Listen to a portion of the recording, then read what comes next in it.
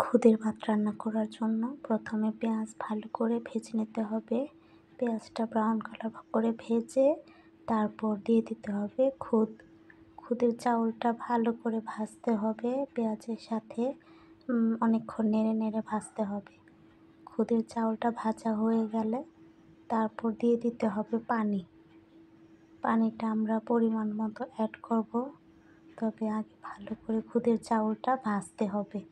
খুদের চাউলটা যত ভালো করে ভাজা হবে খেতে কিন্তু খুদের ভাতটা ততই ভালো লাগবে। দিয়ে দিচ্ছি পানি।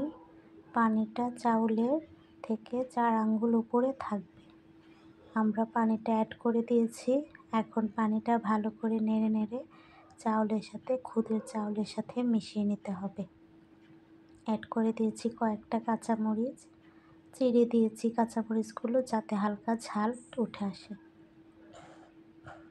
এখন দিয়ে দিব আমরা ধনেপাতা। আমি এখানে বিলাতি ধনেপাতাটা ইউজ করেছি, আপনারা অন্য ধনেপাতাও ইউজ করতে পারবেন।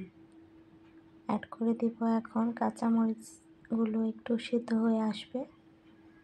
কাঁচামরিচ আমি এখানে 5টি চিড়ে দিয়েছি। এখন আমরা অ্যাড করে দিব ধনেপাতা। ধনেপাতাটা একটু বেশি করে দিবেন, তাহলে ফ্লেভারটা ভালো লাগবে এবং খুদের ভাতটা খেতেও ভালো লাগবে। আমি এখানে দিয়ে দিয়েছি ধনেপাতা, বিলাতি ধনিয়া পাতাটা আমি এখানে ইউজ করেছি। আপনারা দেখতে পাচ্ছেন আমি অনেকগুলো পাতা এখানে দিয়েছি কুচি কুচি করে। পাতাটা আমি এখন একটু নেড়ে মিশিয়ে দিচ্ছি। ভাতের সাথে পাতাটা মিশে যাবে। তারপর আমরা কিছুক্ষণ ঢেকে রান্না করব। ঢেকে রান্না করব আমরা 10 মিনিটের মতো। এর মধ্যে ভাতটা পুরো ফুটে আসবে। আমি নেড়ে পাতা এবং কাঁচামরিচ মিশিয়ে দিয়েছি, পানিটাও মিশিয়ে দিয়েছি। তলানিতে যাতে ধরে না যায় সেজন্য আমরা ভালো করে নেড়ে দিব। ঢেকে রান্না করেছি প্রায় 10 মিনিটের মতো। দেখেন আমার ভাতটা কত সুন্দর করে হয়ে গেছে। এভাবে আমরা খুদের ভাত রান্না করতে পারি। খুদের ভাত খেতে কিন্তু আসলে অনেক মজা হয়।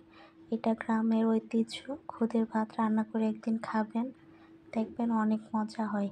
আমি যেভাবে রান্না করেছি আপনাদের ফুল প্রসেসটা দেখিয়ে দিয়েছি। এভাবে বাসায় রান্না করে খুদের ভাত খাবেন। আমি আজকে খুদের ভাত রান্না করেছি আর সেই সাথে তৈরি করেছি চাপা শুটকির ভর্তা। চাপা শুটকির ভর্তাটা আমি তেলের মধ্যে ভালো করে ভেজে নিয়েছি। দেখেন চাপা শুটকি কত সুন্দর ভর্তা।